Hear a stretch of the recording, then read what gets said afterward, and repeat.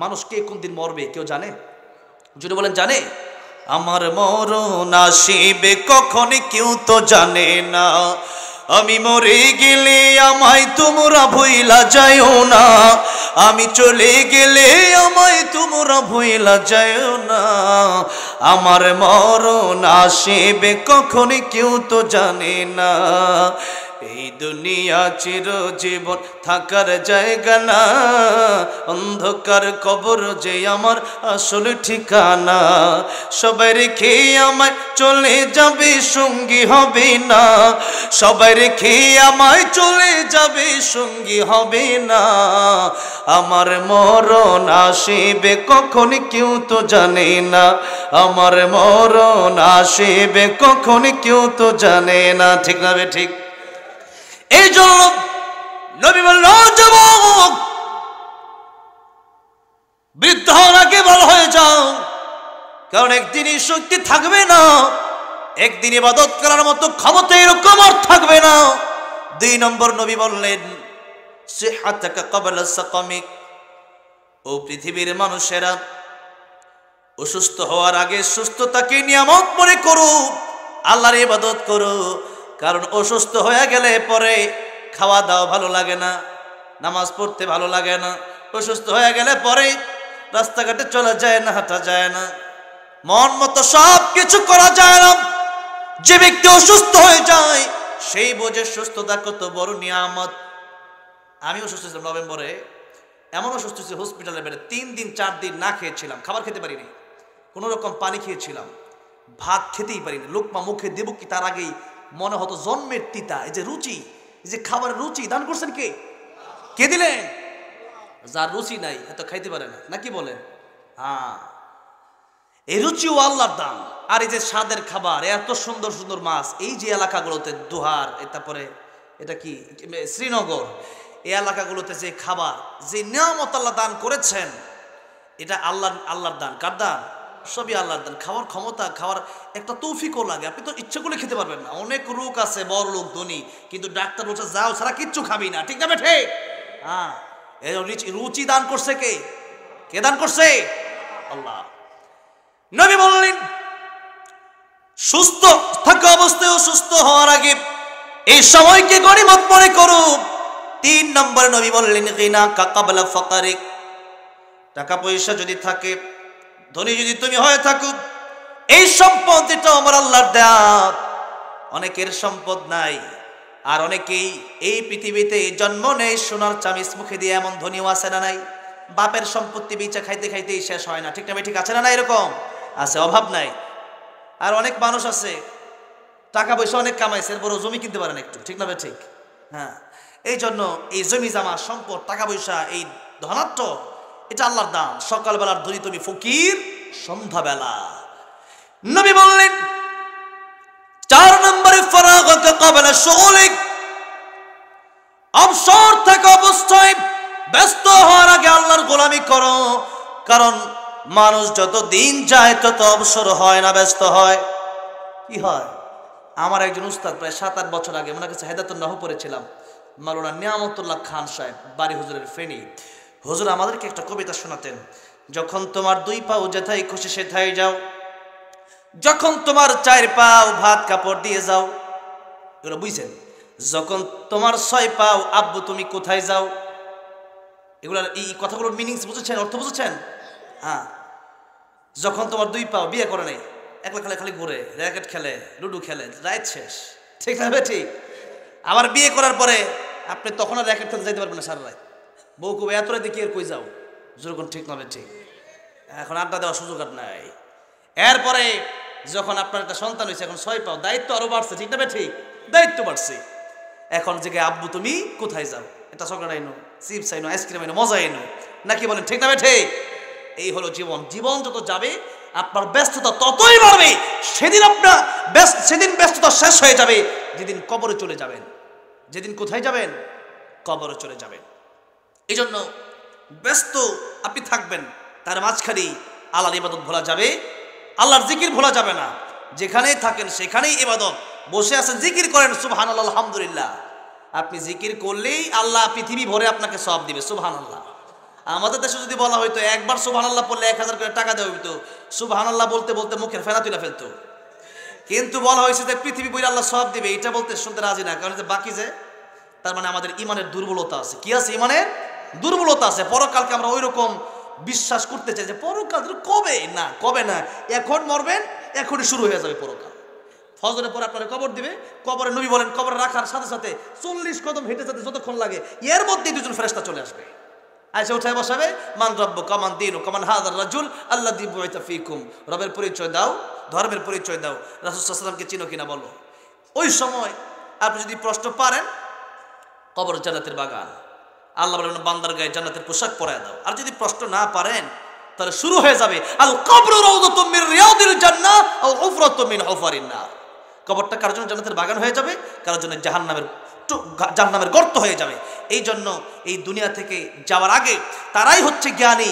নবী বলেছেন আল কাইয়িসু মান দানা নাফসাহু ওয়া আমিলা লিমা বা'দাল মাউত, যারা নিজের চিন্তা করে, যারা কি করে নিজের, আমরা কি নিজের চিন্তা বেশি করি না মানুষের চিন্তা বেশি করি? কার চিন্তা বেশি করি? ওই লোকটা বেশি সুবিধার না, অমুক হুজুর ভালো না, ওই এলাকার যে ওই লোক, ওরা মেয়েটা খুব বেশি সুবিধার না, ওর ছেলে ভালো না, ওইটা বাটপার, এরকম বলি কি বলি না? সাইস্টলে গীবত আছে না নাই? আছে। আল্লাহ রাব্বুল আলামিন বলেছেন সূরা হুজুরাত, ওয়ালা ইয়াগতাব বা'দুকুম বা'দা আইয়ুহিব্বু আহাদুকুম আইয়াকুলা লাহমা আখিহি মাইতান ফাকারিহতুমু। আল্লাহ বলেন একজন আরেকজনের বিরুদ্ধে গীবত করবে না। আইয়ুহিব্বু আহাদুকুম, তোমরা কি কেউ এমনটা পছন্দ করো, আইয়াকুলা লাহমা আখিহি মাইতা, যে তোমাদের মৃত ভাইয়ের কাঁচা গোশত তোমরা খাবে। মরা ভাইয়ের কাঁচা গোশত খাওয়া কে পছন্দ করে? আল্লাহ বলতেছেন ফাকারিহতুম, তোমরা এটা অপছন্দ করো। আল্লাহ নিজেই বলতেছেন এটা তোমরা পছন্দ করো না। মরা ভাইয়ের গোশত কেউ খায় না, তাহলে মরা ভাইয়ের গোশত তোমরা খাও, অপছন্দ করো, গীবতটা এমন অপছন্দ করবা, আল্লাহ হারাম করে দিয়েছেন। নবী বললেন গীবত যদি করো তোমাদের দুইটা ক্ষতি হয়ে যাবে। এক নাম্বার, কিয়ামতের কঠিন ময়দানে ইয়াউমা ইয়াফিরুল মারউ মিন আখিহি ওয়া উম্মিহি ওয়া আবিহি ওয়া সাহিবাতিহি ওয়া বানি, যেদিন ভাই কাজে আসবে না, বোন কাজে আসবে না, মা কাজে আসবে না, বাবা কাজে আসবে না, স্বামী কাজে আসবে না, স্ত্রী কাজে আসবে না, সন্তান কাজে আসবে না, বন্ধু বান্ধব কাজে আসবে না। সেই দিন কাজে আসবে না মানে কি বুঝছেন? মায়ের কাছে যাবে, ইয়া বলবে মা একটা নেকি দাও, মা বলবে আজকে যদি আমার একটা নেকি কম হয়ে যায়, মিজানের পাল্লায় যদি একটা বদামল ভারী হয়ে যায়, আজকে জাহান্নাম ছাড়া কোনো উপায় আমার নাই। এই জন্য মা চিন্তা করে একটা নেকি তার সন্তানকে দিবে না, বাবা একটা নেকি তার সন্তানকে দিবে না। সেদিন কিয়ামতের কঠিন ময়দানে যারা একজন আরেকজনের বিরুদ্ধে গীবত করবে তাকে আল্লাহ ডাকবেন, তার বিরুদ্ধে গীবত করছিল, হা তোমার নেকামল তার দিয়ে দাও, তার বদামল তুমি নিয়ে নাও, তোমার নেকামল সে নিয়ে যাবে জান্নাতে, তুমি তার বিরুদ্ধে গীবত করার কারণে তার বদামলগুলো নিয়ে তুমি যাবে এবার জাহান্নামে। নাউজুবিল্লাহ বলেন। এই গীবত আমাদের দেশে অভাব নাই, ঠিক না বে ঠিক? আহা, গীবত আর গীবত, ওয়াজের ময়দানেও গীবত আছে। এত গীবত আমাদের দেশে, যেটা মানে সারা বিশ্বে আছে কিনা আমি জানি না। চাই চলে গীবত, হোটেলে বসলে গীবত, খালি অমুক খারাপ তমুক খারাপ, কিন্তু ওই সব দোষী তার ভিতরেও আছে। আছে না নাই? আছে। ও নামাজ পড়ে না, ও কথাই মিথ্যা কথা বলে, ও যে গীবত করতেছে এটাই তো সে নিজেই খারাপ। সাহাবী বলেন ইয়া রাসূলুল্লাহ গীবত কারে বলে? নবী বলেন একজন দোষ করছে, ওইটা তুমি তার অগোচরে গিয়া বললা এটাই গীবত, এটাই পরনিন্দা, এটাই কি গীবত। আমার একজন ড্রাইভার জিজ্ঞেস করতেছে, হুজুর একজন দোষ করছে এটা কি গীবত হবে? আমি এটাই তো গীবত। আর এটা যদি দোষ না করে থাকে, যেমন আল্লামা মামুনুল হক সাহেব, এই মাসের নাম কি? পৌষ মাস, রজব মাস, আর কি মাস? জানুয়ারি। আচ্ছা ঠিক আছে, জানুয়ারি, পৌষ মাস আর হলো রজব মাস। বেশিরভাগ মানুষই জানে জানুয়ারি মাস, তাহলে কি চুপ করে বসে আছে কি কোনটা কমো, ঠিক না ঠিক? হ্যাঁ, আমাদের আলহামদুলিল্লাহ আমি আজকে মাহফিলে এসে একটু ভিন্নতা পেলাম অন্যান্য মাহফিলের তুলনায়। অন্যান্য মাহফিলগুলোতে জিজ্ঞেস করলে অনেক খালি জানুয়ারি বেশি কয়, অথবা ফেব্রুয়ারি, মানে কোনো অন্য ইংলিশ মাসের নামগুলো কয়। কিন্তু আজকের মাহফিলে এসে আমি অনেক শ্রোতায় পেয়ে গেলাম যারা রজব বলেছে, বলি আলহামদুলিল্লাহ। তার মানে আপনারা এই বিষয়গুলো জানেন। যারা এই বিষয়টা জানেন না তাদের জেনে রাখা দরকার, আমরা বাঙালি, তার আগে আমাদের আরেকটা পরিচয় আছে, সেই পরিচয়ের নাম কি? আমরা মুসলিম। আমরা কি? আমরা মুসলিম, আমরা দেশকে ভালোবাসি, তবে ততক্ষণ পর্যন্ত যত দেশের মানুষকে, দেশের সরকার, দেশের এমপি মন্ত্রী, তাদের সবাই কেন ততক্ষণ, নেতা কেন ততক্ষণ ভালোবাসি যতক্ষণ তারা ইসলামের পক্ষে আছে। ইসলামের পক্ষে যারা নাই তাদের সাথে আমাদের কোনো সম্পর্ক নাই। ইসলাম আছে যেখানে, আমরা আছি, কারণ আমাদের বড় পরিচয় আমরা মুসলিম। আমরা কি মুসলিম, এটাই হবে কবরের আইডেন্টি। বিদেশে কি যাবেন, লন্ডন আমেরিকায় যাবেন, সেখানে যাওয়ার পরে পাসপোর্ট চেক করে না, ন্যাশনালিটি চেক করে যে আপনি কোন দেশ থেকে এসেছেন। আর কবরে যাওয়ার পরে কোন দেশ থেকে আসছেন তা দেখা হবে না, আপনি দেখা হবে সেখানে যে আপনি, আপনার রব কি ছিল, আপনার আইডেন্টিটা কি ছিল, আপনি মুসলিম ছিলেন, আপনার ধর্ম কি, আমার দিন ও তোমার দিন কি ছিল, সেটা জিজ্ঞাসা করা হবে। নবীকে দেখা বলবো চিনো কিনা দেখো। তো এই জন্য এটা হচ্ছে আমাদের বড় পরিচয়। এই জন্য ইসলাম আমাদের যেহেতু বড় পরিচয়, এই ইসলাম সম্পর্কে আমাদের জানতে হবে সবার আগে। আর এরপরে আমরা বাঙালি, আমরা অনেকেই ইংরেজি মাসের নাম খুব ভালো জানি, কিন্তু আমাদের বাংলাদেশের অনেক মানুষ যারা বাংলা মাসের এই পৌষ মাসে চলতেছে অনেকে জানে না। কি বলেন আপনারা? 12 মাসের নাম বলে অনেক যুবকেরা বর্তমানে 12 মাস বাংলা মাসের নাম বলতে পারবে না, অথচ এই বাঙালি বলে আমরা গর্ব করি। তাহলে বাঙালি আমরা, সেই জন্য বাংলা মাসের নাম জানা দরকার, তা জানি না। আমরা মুসলিম, সেই হিসাবে আমাদের আরবি মাসের নাম জানা দরকার, তা আমরা জানি না। তাহলে আমাদের আসল জিনিসগুলো আমরা হারিয়ে ফেলে আমরা যেটা আমাদের নকল, সেই জিনিসের দিকে আমরা বেশি বেশি দৌড়াচ্ছি, তাই নাকি বলেন? তাই। তো সুতরাং আসুন এই বিষয়ে প্রথমে আমি যে কথাটা বলতে চাই, যে এই যে রজব মাস চলছে, এই মাসের গুরুত্ব আল্লাহর কাছে অনেক বেশি, যার কারণে রাসূলুল্লাহ সাল্লাল্লাহু আলাইহি সাল্লাম যখন কথা বলতেন মাসের শুরুতে, তখন রাসূলুল্লাহ সাল্লাল্লাহু আলাইহি সাল্লাম মৌসুম অনুযায়ী কথা বলতেন। যে যখন যে মৌসুম থাকতো তখন সেই মৌসুমের ফজিলত রাসূলুল্লাহ সাল্লাল্লাহু আলাইহি সাল্লাম বর্ণনা করতেন। আমরা যারা বাংলা অথবা ইংরেজি জানি, অনেকে আছে আরবি জানি না, অনেকে আছে আরবি মাসের খোঁজ খবর আমরা রাখি না। অথচ বাংলা ইংরেজি মাস, এই মাসগুলোর নাম না জানলে আমাদের তেমন কোনো ক্ষতি নেই, কিন্তু আরবি মাসের নাম না যদি জানেন আপনি, তাহলে আপনার অনেক ক্ষতি আছে। আপনি যদি আরবি মাসের নাম না জানেন, রমজান মাস মনে করেন 29 শাবান চলে গেল, আরবি মাস হয় 29 অথবা 30। এখন এই যে মাস চলে গেল, এখন আপনি 29 চলে গেল, পরের দিন আপনি মানে 30 তারিখ অথবা রমজানের 1 তারিখ আসতে পারে, রমজানের 1 তারিখ চাঁদ উঠে গেছে। এখন আপনি যদি মাসের হিসাব না রাখতে পারেন, একটা রোজা যদি আপনি ফৌত করে ফেলেন, মিস করে ফেলেন, অদূর ভবিষ্যতে সারা জীবন যদি আপনি এই রোজার কাজা করতে চান, আদায় করতে চান, এই রোজার সমপরিমাণ সব আপনি পাবেন? এই রোজার সমপরিমাণ সব আপনি কখনোই পাবেন না। নির্দিষ্ট সময়ের অনেক গুরুত্ব, অতীব গুরুত্ব। এই যে মাস, নির্দিষ্ট মাসের অনেক গুরুত্ব। আর নির্দিষ্ট সময়, যেমন নামাজ, নামাজ আল্লাহ বলেছেন ইন্না সলাতা কানাত আলাল মুমিনিনা কিতাবাম মাওকুতা। ফজরটা জোহরে পড়লে হবে না। হ্যাঁ, আপনি কাজ আদায় করে নিয়েছেন, আল্লাহ মাফ করে দিতে পারে, তবে ফজরটা জোহরের সময় পড়লে কি ফজরের সমান সব পাওয়া যাবে? গুনাহ তো হবেই, ঠিক না বেঠিক? তো এই জন্য ফজরের সময় পড়তে হবে, জোহরের সময় পড়তে হবে, আসর মাগরিবে গিয়ে পড়লে হবে না। এই জন্য নামাজের সময় নির্দিষ্ট করে দিয়েছেন। সময়ের গুরুত্ব বোঝাতে কি আল্লাহ রাব্বুল আলামিন সূরা আসর মাত্র 3টি আয়াত, ইমাম শাফিঈ রাহমাতুল্লাহি আলাইহি বলেছেন যে পৃথিবীর মানুষ যদি একটা সূরা শুনে নেয়, মানুষের জন্য, হেদায়েতের জন্য এই কেবলমাত্র সূরাতুল আসরটাই যথেষ্ট। আল্লাহু আকবার। তাহলে আমরা সূরাতুল আসরের দিকে যে লক্ষ্য করি, আল্লাহ রাব্বুল আলামিন বলেছেন ওয়াল আসর, আল্লাহ সময়ের কসম কেটেছেন। কিসের কসম? মহাকালের কসম আল্লাহ কেটেছেন, ইতিহাসের কসম আল্লাহ কেটেছেন, সময়ের কসম আল্লাহ কেটেছেন। এই যে সময়ের ব্যাপার আল্লাহ বলেছেন, অবশ্যই সময়ের গুরুত্ব আছে না নাই? আছে। তাই রাসূলুল্লাহ সাল্লাল্লাহু আলাইহি ওয়াসাল্লাম বলেছেন ইগতানিম খামসান ক্বাবলা খামসিন শাবাবাকা ক্বাবলা হারামিক ওয়া সিহহাতাকা ক্বাবলা সাকামিক ওয়া গিনাকা ক্বাবলা ফাকরিক ওয়া ফারাগাকা ক্বাবলা শুগলিক ওয়া হায়াতাকা ক্বাবলা মাউতিক। নবীজি বললেন 5টা সময়ের আগেই তোমরা 5টা সময়কে গনিমত মনে করো। কয়টা সময়? 5টা সময়। 1 নম্বর নবী বললেন শাবাবাকা ক্বাবলা হারামিক, যৌবনকালকে মূল্য দাও, কারণ যৌবনকাল যখন চলে যায়, ওই বৃদ্ধ হয়ে গেলে আগের মতো ইবাদত করা যায় না, আগের মতো নামাজ পড়া যায় না, আগের মতো খাওয়া দাওয়া করা যায় না, আগের মতো চলাফেরা করা যায় না।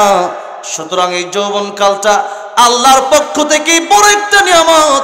এই যৌবনকালে যারা আল্লাহর ইবাদত করবে, বৃদ্ধকালে যখন ওই ইবাদতটা ওই রকম ভাবে হবে না। যেমন মসজিদে যুবক যেতে পারে, অনেক বৃদ্ধ আছে যারা ঘরের ভিতরে শুয়ে শুয়ে সারাই পর্যন্ত নামাজ পড়ে।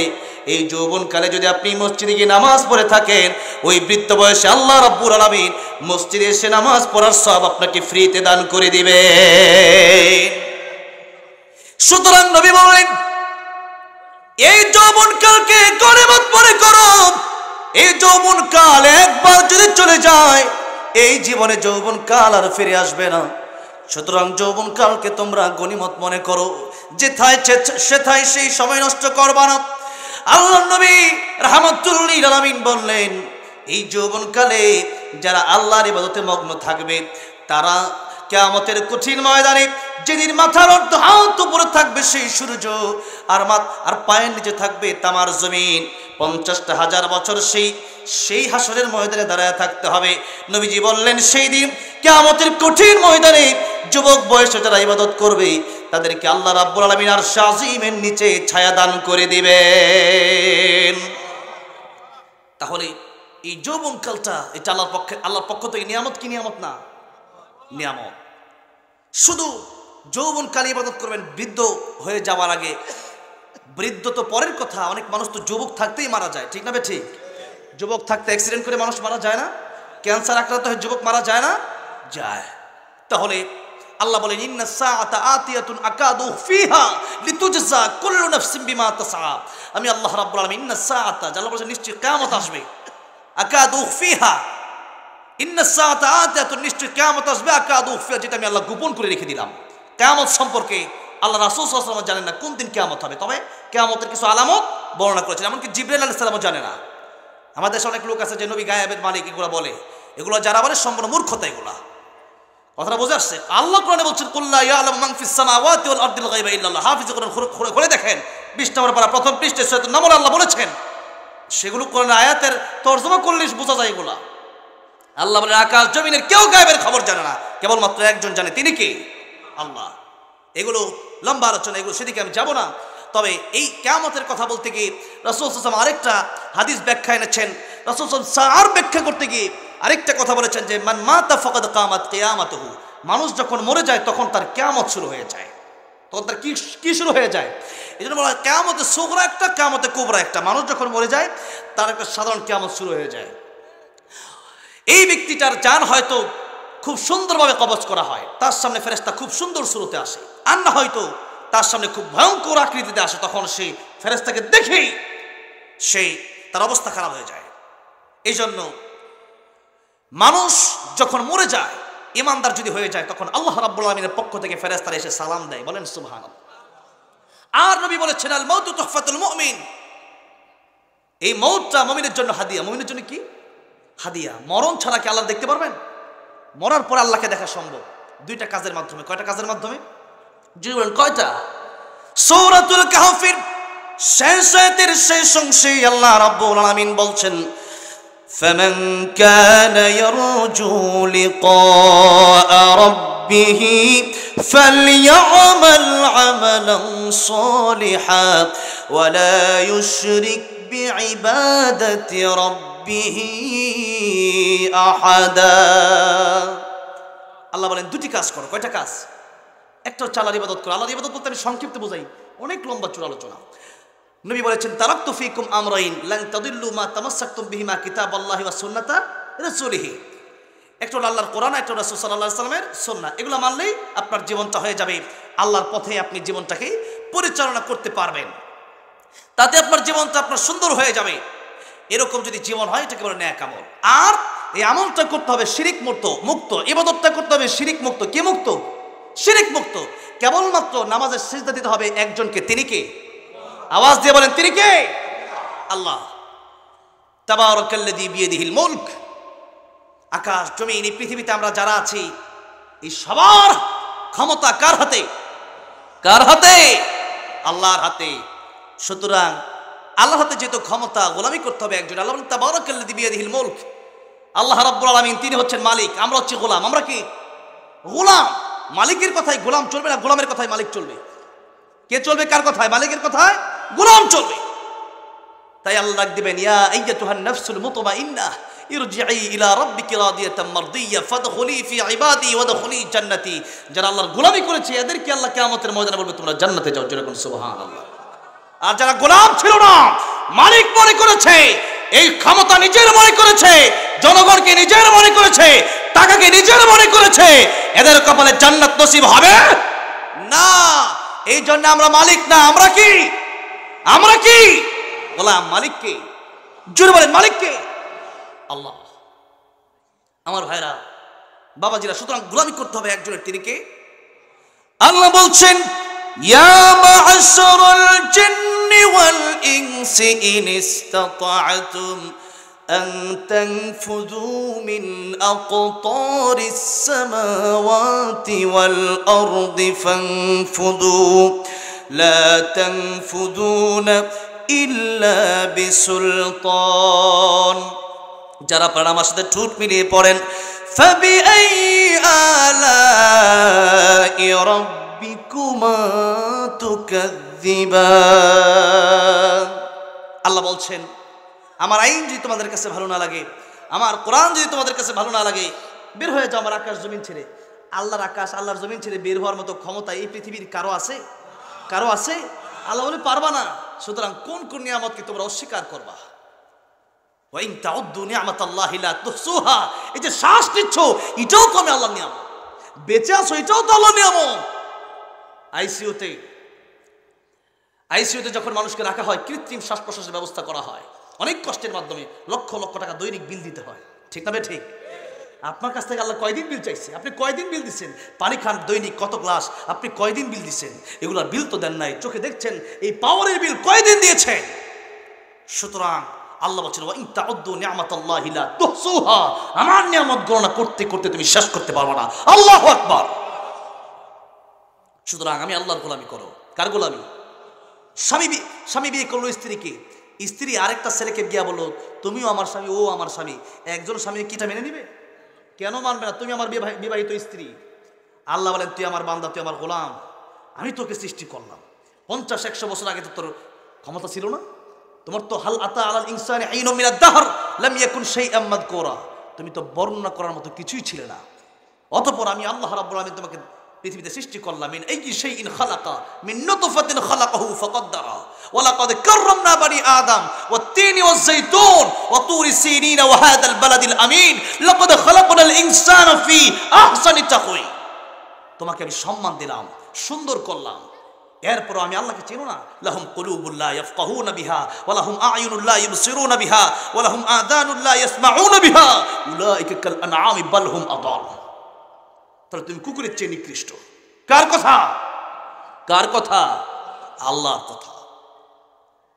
আমার ভাইরা, বাবাজিরা, যে কথা বলছিলাম, আল্লাহ রাব্বুল আলামিনের সাথে মুমিনের দেখা হয়ে যাবে মুমিন মৃত্যু বরণ করার পরে।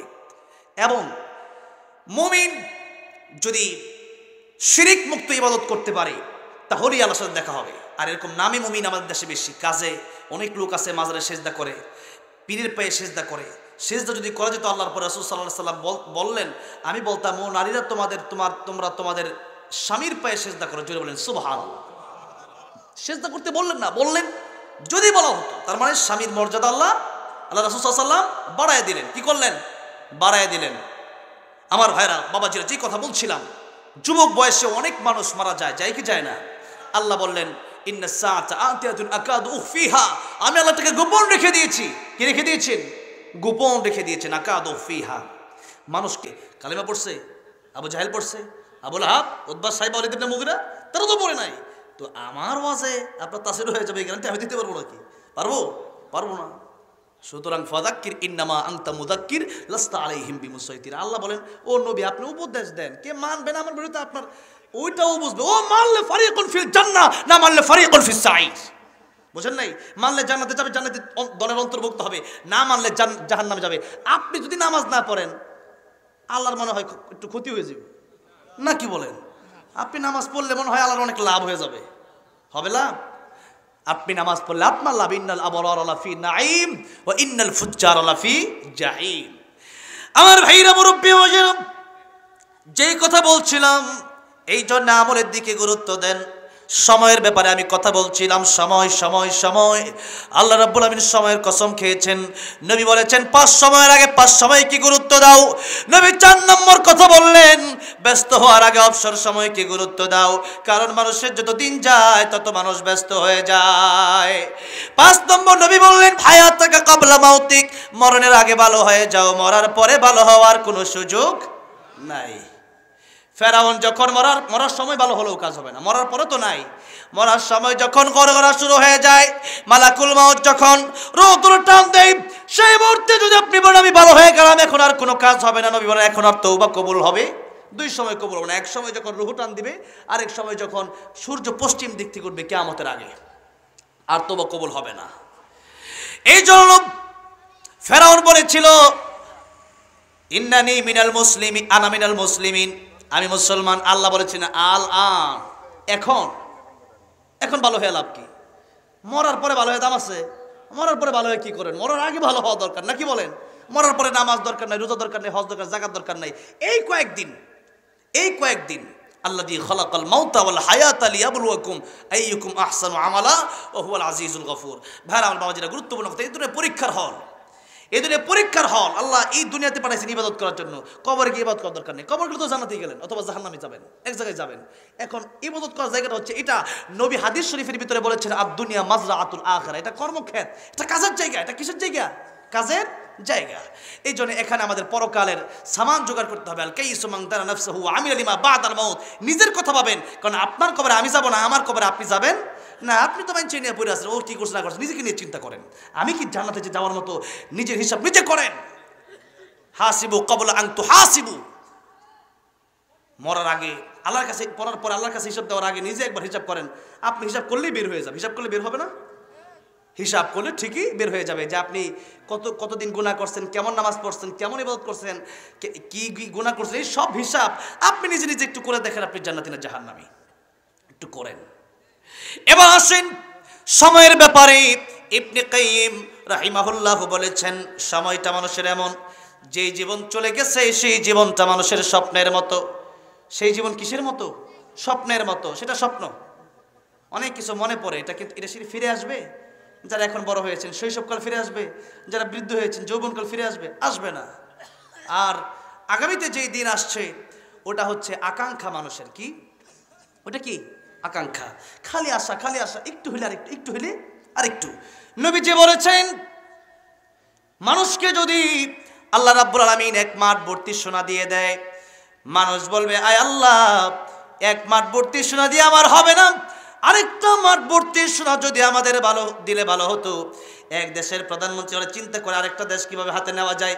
আমেরিকার প্রেসিডেন্ট ডোনাল্ড ট্রাম্প আমেরিকাতে প্রেসিডেন্ট হয়ে এখনো তার স্বাদ মিটে না, বরং তাম পৃথিবীটাকে কিভাবে হাতের মুঠোয় আনবে ওই ক্ষমতা নিতে চায়। ঠিক না? ঠিক। নবীজি বললেন, এই বনি আদমের আকাঙ্ক্ষা শেষ হবে না, চাহিদা শেষ হবে না। ওই দিন চাহিদা শেষ হয়ে যাবে, ওই দিন আকাঙ্ক্ষা শেষ হয়ে যাবে, যেদিন বনি আদম কবরে চলে যাবে। এবার দেখবে কাফনের কাপড়ে পকেট নাই, টাকা পয়সা যায় নাই, সম্পদ যায় নাই, কিচ্ছু যায় নাই।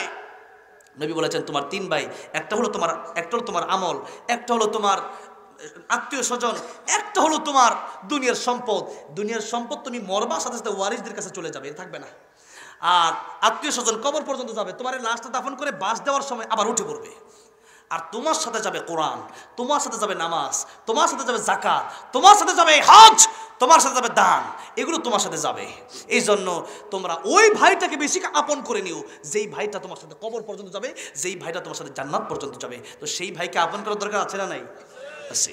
এই জন্য সময় যাচ্ছে তো যাচ্ছে, সব সময় চলে যাচ্ছে। কিছু সময় স্বপ্নের মতো, আর কিছু সময় এখন বলতে কোনো সময় নেই, কিছু সময় চলে গেছে আর কিছু সময় আসতেছে। বর্তমান কাল কি? এই যে বর্তমান বলতে বলতেই বর্তমান চলে গেছে, আমি বর্তমান বলতে বলতেই বর্তমান চলে গেছে। অতীতকাল আর ভবিষ্যৎকাল, বর্তমান কি কাল বলবো, বর্তমান কাল বলতে বলতেই চলে যায়, এভাবে সময় চলে যায়। সুতরাং সময়কে আমাদের গুরুত্ব দিতে হবে। সময়কে যদি মানুষ গুরুত্ব না দেয়, এই সময়কে গুরুত্ব না দেওয়ার কারণেও মানুষ জাহান্নামের ভিতরে চলে যায়। সময়কে গুরুত্ব না দিয়ে নামাজ পড়ে, আরও তো দিন আছে। এরকম করতে করতে করতে করতে এক সময় হাত্তা জুরতুমুল মাকাবির, এক সময় মালাকুল মউত তার কাছে হাজির হয়ে যায়, সে কবরে চলে যায়। একেবারে শেষ করে দেবে এখন, এর 5 মিনিটের ভিতরে কথা শেষ করে দেব। বলছিলাম যে এই জন্য আমাদের সময়ের খুব গুরুত্ব দিতে হবে। এবং এই যে বিষয়গুলো, রজব মাস আসছে, এই রজব মাসে আমরা অনেক সময় এই যে মাস আছে অনেকে জানেও না। এই যে মাহফিল আপনার আছে, আপনার কিছু সংখ্যক লোক জানলেও বাইরে যারা আছে অনেক লোকই জানে না। এই জন্য এই আরবি মাসগুলো জানা হচ্ছে ফরজ, ফরজে কিফায়া। এলাকার কিছু লোক হলেও জানতে হবে। একেবারে না জানলে আপনি রোজা রাখবেন কিভাবে? বছরে একটা হিসাব আছে না? আল্লাহ বলছেন ইন্না ইদ্দাতাশ শুহুরি ইনদাল্লাহি 12 শাহরান ফি কিতাবিল্লাহি ইয়াওমা খালাকাস সামাওয়াতি ওয়াল আরদা মিনহা আরবাআতুন হুরুম। আল্লাহ বলছেন যে আমার আকাশ জমিন সৃষ্টি থেকে আমি আল্লাহর গণনায় 12টা মাস। কয়টা মাস? 12 মাস।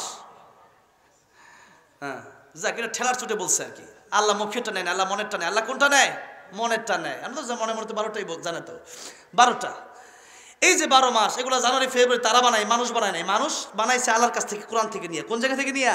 কোরআন থেকে নিয়ে। জোরে বলেন সুবহানাল্লাহ। 12 শাহরা। আল্লাহ বলছেন এই 12 মাসের ভিতরে 4টা মাসকে আমি আল্লাহ রাব্বুল আলামিন অত্যন্ত সম্মান দিলাম। এই 4টা মাস জিলকদ, জিলহজ, মুহররম আর হচ্ছে এই রজব মাস। কোন মাস? তাফসীর কিতাব আছে এই রজব মাস। এই রজব মাসে আমাদের আল্লাহ রাসূল সাল্লাল্লাহু আলাইহি সাল্লাম রমজানের প্রস্তুতি নেওয়া শুরু করতেন। কোন মাসে? কোন মাসে? রজব মাসে। আর যখন রজবের চাঁদ উঠে যেত, রাসূলুল্লাহ সাল্লাল্লাহু আলাইহি সাল্লাম কোন দোয়া বেশি বেশি পড়তেন? আল্লাহুম্মা বারিক লানা ফি রজবিন ওয়া শাবান। অনেকেই রজবা বলেছেন, তবে হাদিসের জব্তে যেটা লেখা এসছে ওইটা হচ্ছে রজবিন। আল্লাহুম্মা বারিক লানা ফি রজবিন ওয়া শাবান ওয়া বাল্লিগনা রমাদান। এই জন্য আল্লাহ রাসূল সাল্লাল্লাহু আলাইহি সাল্লাম এই দোয়া করতেন, আয় আল্লাহ রজবে আর শাবানে আপনি আমাদেরকে বরকত দিয়ে ভরপুর করে দেন। কারণ 11 মাস তো আল্লাহ নিজের সময় দিতেই ব্যস্ত। আল্লাহ একটা মাস যেন তোমার ইবাদত করতে পারি। জোরে কোন ঠিক তবে ঠিক। তা আমাদেরকে শিক্ষা গেলেন রাসূল সাল্লাল্লাহু আলাইহি ওয়াসাল্লাম সবসময় ইবাদত করতে, কিন্তু আমরা যেরকম, আমরা তো দুনিয়া নিয়ে বেশি ব্যস্ত। এই জন্য যেন এই মাসে যেন আল্লাহ এত বরকত দান করেন, রমজান মাসে যেন ওই রকম দুনিয়ার কাজ না করা লাগে। আল্লাহ যেন এমন বরকত দেন যেন এই বরকতের দ্বারাই রমজান পর্যন্ত যেন আমরা চলতে পারি। ও বাল্লিগনা রমাদান। নবী দোয়া করতেন কেন? রমজান মাসে নফল করলে ফরজের সওয়াব আছে না নাই? ফরজ করলে একটা করলে 70টা সওয়াব। সুবহানাল্লাহ। এরপরে সবে এই লাইলাতুল কদর, লাইলাতুল কদরি খায়রুম মিন আলফি শাহর। হাজার হাজার মাস, কত হাজার মাস আল্লাহ জানে। এই জন্য এই রাত আল্লাহর কাছে এত দামি। অন্য উম্মতকে আল্লাহ এই অফার দেয় নাই। এই সিস্টেমগুলো অন্য উম্মতের জন্য ছিল না, কিন্তু আমাদের তো হায়াত কম, তাই আল্লাহ দিয়ে দিলেন। আল্লাহ রহমত করলেন, আল্লাহ দয়া করলেন, আল্লাহ করুণা করলেন।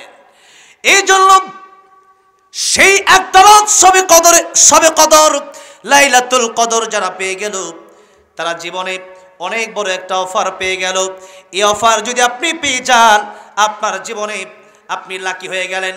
এই জন্য রমজান মাস আসার আগে, শাবান মাসে নয় বরং রজব মাস থেকেই আল্লাহ নবী দোয়া করতেন, আয় আল্লাহ রাব্বুল আমিন রজব আর শাবানে আপনি বরকত দিয়ে দেন, আর রমজান পর্যন্ত আমাদেরকে পৌঁছে দেন।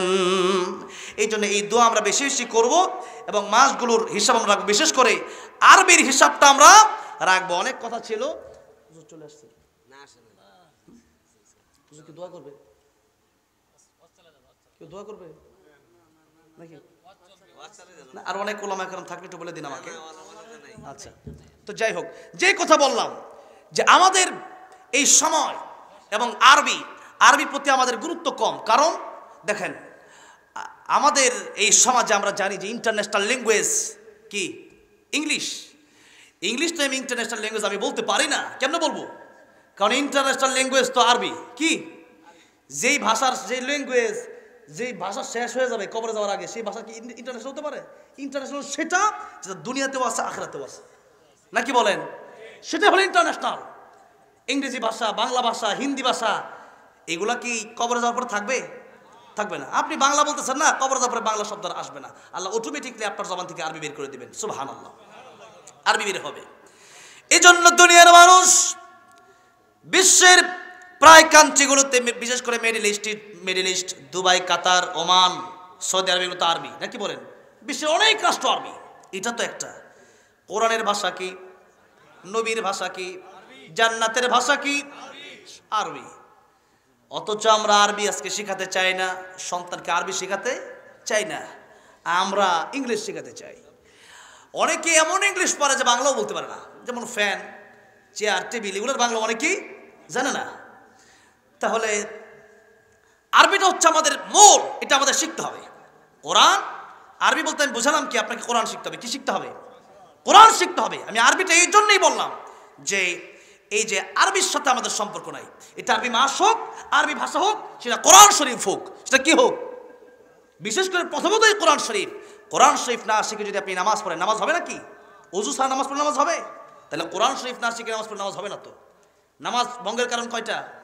কয়টা বলেন? মক্তবগুলা চালু রাখবেন, বন্ধ করবেন না। এই দেশে মক্তবগুলা বন্ধ করে দেওয়ার জন্য ইহুদি খ্রিস্টান প্রচন্ড রকমভাবে তাদের কার্যক্রম চালাচ্ছে। সেগুলো ফজরের পরে কোনো স্কুল নাই, ফজরের পরে হবে মক্তব, ফজরের পরে কি হবে? মক্তব। এই সময় এই সন্তানগুলো যদি কোরআন শরীফ না শিখতে পারে, আসাদ নূর তাসলিমা নাসরিন হয়ে যাবে। ঠিক না ভাই? ঠিক বলেন? এরা মানুষ কিন্তু এরা কুত্তার চেয়ে খারাপ। ঠিক না ভাই? ঠিক। কুকুর একটা আসাবে কাফের কুকুরটা যাবে জান্নাতে, কোথায় যাবে? আর আসাদ নূর, নরেন্দ্র মোদী, তাসলিমা নাসরিন এগুলো এইভাবে মরলে সব জাহান্নামে যাবে। কোথায় যাবে? তাহলে আমি মানুষ হয়ে যদি কোরআন না শিখি, আমার দাম কিন্তু থাকবে না, কাল আনামি বাল হুম আদল, কুকুরের চাইতে নিকৃষ্ট হয়ে যাব। এই জন্য কোরআন হচ্ছে আমাদের শিখতে হবে। আর কোরআন যদি আপনি না শিখেন, কিয়ামতের মধ্যে নামাজ হিসাব থেকে ধরা খেয়ে যাবেন। নামাজের হিসাব যদি ধরা খেয়ে যাবে, সে সব হিসাবে ধরা খাবে, রাসূল সাল্লাল্লাহু আলাইহি ওয়াসাল্লাম বলেছেন। এই জন্য যে কথাটা প্রথমেই বলতে চাই, এই আরবির সাথে আমাদের সম্পর্ক যেন থাকে, আর আরবি কোরআন শরীফ যেন আমরা নিজেরা শিখি। ও আনফুসাকুম ওয়া আহলিকুম নার, নিজেরা কোরআন শিখবেন, সন্তানকে কোরআন শেখাবেন। সন্তানকে যদি কোরআন না শেখাতে পারেন, এই সন্তান কিয়ামতের ময়দানে আপনার বিরুদ্ধে আল্লাহর কাছে সাক্ষী দেবে, আল্লাহ আমার বাপের আগে জাহান্নামে দাও। এই জন্য সেদিন আপনার সন্তান যেন আপনার বিরুদ্ধে সাক্ষী না দিতে পারে, এই জন্য তাকে কোরআন শেখাতে হবে। আর তা না হলে আপনি আল্লাহর কাছে ধরা খেয়ে যাবেন, বিপদে পড়ে যাবেন। এই জন্য যে কথা বললাম, এই আরবির সাথে আমাদের সম্পর্ক যেন বাড়ে। আমি আজকে এই কথাটাই আমার বিষয় নিয়ে আমি আলোচনা শুরু করেছিলাম। আরবির সাথে আমাদের সম্পর্ক বাড়ানোর দরকার আছে না নাই? আছে। কোরআন শরীফ শিখবেন। কোরআন শরীফ যদি শুদ্ধভাবে পড়েন, আলিফ লাম মিম পড়ে নবী বলেন কমপক্ষে 30টা নেকি। কমপক্ষে কয়টা নেকি? 30টা নেকি। বুঝে পড়েন আর না বুঝে পড়েন। সাদ সাহেব বললেন যে না বুঝে পড়লে সব হবে না, তার মানে রাসূল সাল্লাল্লাহু আলাইহি ওয়াসাল্লাম বলেন আলিফ লাম মিম তুমি পড়বা, কমপক্ষে 30টা নেকি হবে। সাদ সাহেব বলেন হবে না। তো রাসূল সাল্লাল্লাহু আলাইহি ওয়াসাল্লামের পক্ষে গেল কথা না বিপক্ষে গেল? বলেন। আল্লাহ কোরআনে আয়াত বলেছে, ইন্নাকা লা তাহদি মান আহবাবতা ওয়ালাকিন্নাল্লাহা ইয়াহদি মান ইয়াশা ওয়া হুয়া আ'লাম বিল মুহতাদিন। আল্লাহ বলেছেন আমি আল্লাহ ছাড়া হেদায়েতের মালিক কেউ না। সাদ সাহেব বলেছেন নবী হেদায়েতের মালিক। নাউজুবিল্লাহ বলেন। আল্লাহ ছাড়া কেউ, নবী থাকলে তো আবু তালেবকে দিতে পারতেন হেদায়েত, পারেন নাই। কোরআনের বিরুদ্ধে কথা বলেছে সাহাবীরা একজন বিদ্বেষী ছিল, একজন দেখতে পারতো না। এই সমস্ত কথাবার্তা কোরআন বিদ্বেষী, রাসূল বিদ্বেষী, এরপরে সাহাবী বিদ্বেষী কথাবার্তা যারা বলেছে, এরা কি আল্লাহর রাস্তায় আছে না গোমরা হয়ে গেছে? তারা কি হয়ে গেছে? গোমরা হয়ে গেছে। এজন্য এগুলো আমাদের বুঝতে হবে। প্রায় 24টা পয়েন্ট আমার মোবাইলে লেখা আছে। এতগুলা গোমরাহ কথা যেগুলো কোরআনের বিরুদ্ধে চলে গেল, কোরআন আয়াতের বিরুদ্ধে চলে গেল, রাসূল সাল্লাল্লাহু আলাইহি ওয়াসাল্লামের হাদিসের বিরুদ্ধে চলে গেল, সাহাবীদের বিরুদ্ধে চলে গেল, এরপরও যারা তাকে মানবে, এরা শয়তানের পক্ষে থাকবে। কার পক্ষে থাকবে? উলাইকা হিজবুশ শাইতান। এই জন্য আল্লাহ রাব্বুল আলামিন বাংলাদেশের সমস্ত গোমরা থেকে হেফাজত করবে, বলেন আমিন। তাহলে কোরআন বুঝে পড়লেও সব, না বুঝে পড়লেও সব। বিলাই সিমটি চিনেন?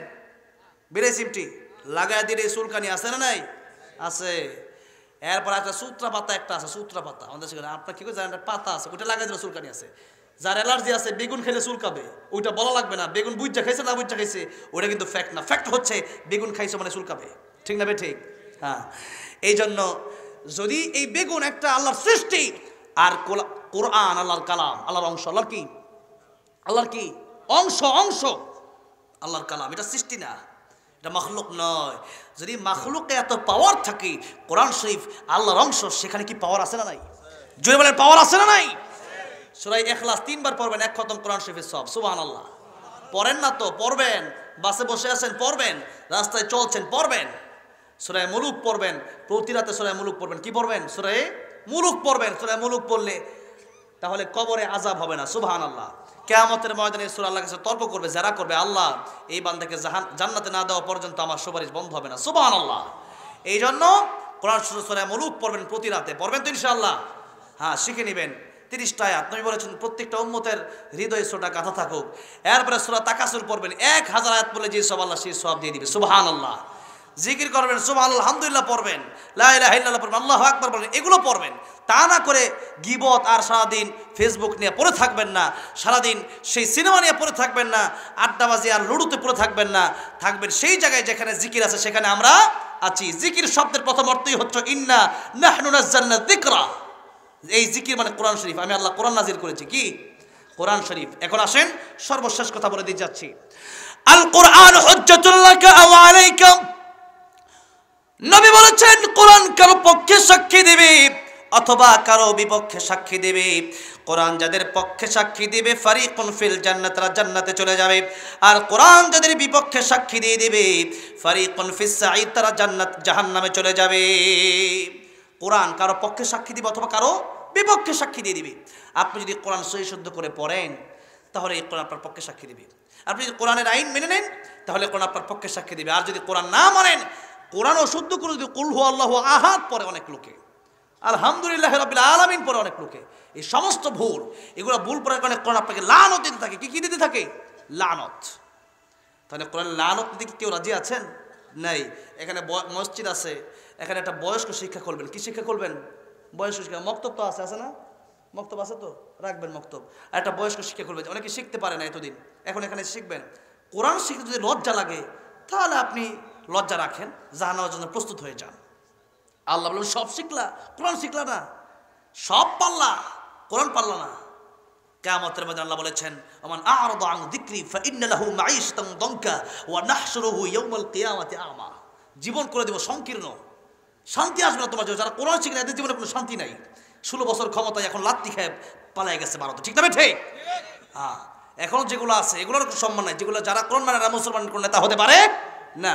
কোরআন যারা মানবে এরাই মুসলমান নেতা হবে, ঠিক না বেঠে? হ্যাঁ। আর আল্লাহ বলেছেন কিয়ামতের ময়দানে তোমাদেরকে অন্ধ করে তুলবো। কি করে? অন্ধ করে তুলবো। অন্ধ চোখ দিলাম দুনিয়াতে, চোখের মূল্য দাও নাই, সেই জন্য কিয়ামতে অন্ধ হয়ে উঠতে হবে। এই জন্যে আজকে এতটুকুই। রজব মাস আসছে, আল্লাহ বলেছেন ফালা তাযলিমু ফীহিন্না আনফুসাকুম। এই মাস আসলে পরে নিজের নফসের উপর জুলুম করবা না, গুনাহ করবা না, গুনাহ ছেড়ে দাও। কারণ এই মাস আল্লাহর কাছে খুব সম্মানিত একটি মাস।